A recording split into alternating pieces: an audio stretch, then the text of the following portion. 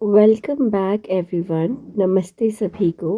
आज खटस्थ योगा श्रृंखला महर्षि घिरंट में हम जानेंगे योग प्रवृत्ति और भोग प्रवृत्ति में बताया गया है कि भोग प्रवृत्ति को चंचल मन से जोड़ा गया है।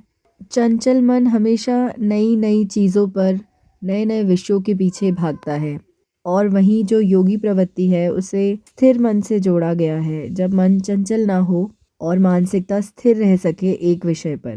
और इस योगी प्रवृत्ति को यदि पाने में मुश्किल है, असक्षम महसूस कर रहे हैं, तो उसके लिए तरीके भी बताए गए हैं। ऐसा योग सूत्रों में बताया गया है कि हमें अपने मन को किसी भी टॉपिक पर, किसी भी विषय पर फोकस करने की कोशिश करनी चाहिए।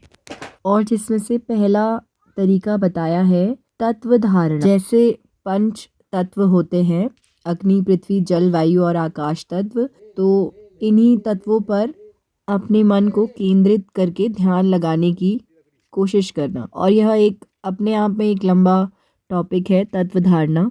यदि हम अपने मन को तत्व धारणा से भी केंद्रित करने में असक्षम महसूस करते हैं, तो दूसरा तरीका बताया गया है प्राणायाम के अभ्यास से।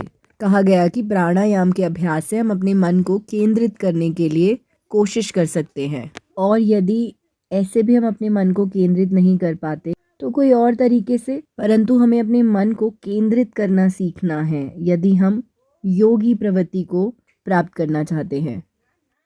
फिर से एक बार यही बताया गया है कि जीवन की किसी भी परिस्थिति, चाहे वह पारिवारिक हो, सामाजिक या फिर राष्ट्रीय, बस एक ही चीज़ काम आती है और वह रहस्य है बहुस्तरीय मन को व्यापक सजगता से देखना। मतलब जो हमारा इतने लेवल्स पे हमारा मन होता है, इतने तरह तरह के स्तर लेवल्स पे हमारा मन होता है, कॉन्शियस माइंड, अनकॉन्शियस माइंड, चेतन मन, अवचेतन मन, और उसमें भी अलग अलग दृष्टिकोण। एक ही बात को कितने तरह तरह के दृष्टिकोण से हम समझ सकते हैं, महसूस कर सकते हैं। उसको एक खुले तरीके से, खुली अवेयरनेस के साथ देखना और चिंतन करना और समझना। और यदि हम यह कर पाते हैं या यह करने की कोशिश करते हैं तो हम पूरी तरीके से मानव अवश्य बन जाएंगे। और जब हम खुद को जानकर, पहचान कर, समझ कर, अपनी तरह तरह की अवस्थाओं को देख कर, एक्सपीरियंस कर कर आगे बढ़ते हैं, तब हम इंसानियत के बेस में पहुंच जाते हैं और भीतर के गुणों से हमारा सामना होता है, जिन गुणों को हम ज़्यादातर अवॉइड ही करते हैं और बाहरी तौर पे दुनिया को देखते रहते हैं। और इसी स्थिति को महर्षि घिरंट ने स्थूल ध्यान कहा है। और जब हमारी चेतना इन गुणों के पार चली जाती है, तब जो एक स्थिति आती है जिसे हम सामान्य भाषा में शून्य अवस्था कहते हैं। इससे पहले वाले व्लॉग्स में मैंने येलो डॉट से दर्शाया भी है शून्य अवस्था।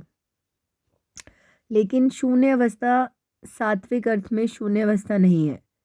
कहने का मतलब है कि जो मैंने पहले भी बताया है कि वह भी शून्य नहीं होती, खाली नहीं होती, वहाँ पर भी आवाज़ होती है, वहाँ पर भी एक्सपीरियंसेस होते हैं। तो उन एक्सपीरियंसेस को जानने के लिए जिस ध्यान का वर्णन महर्षि घिरंट ने बताया है वह है तेजो ध्यान या ज्योति ध्यान। यहाँ तक सुनने के लिए आप सभी का बहुत बहुत धन्यवाद। अब हम कल जारी रखेंगे।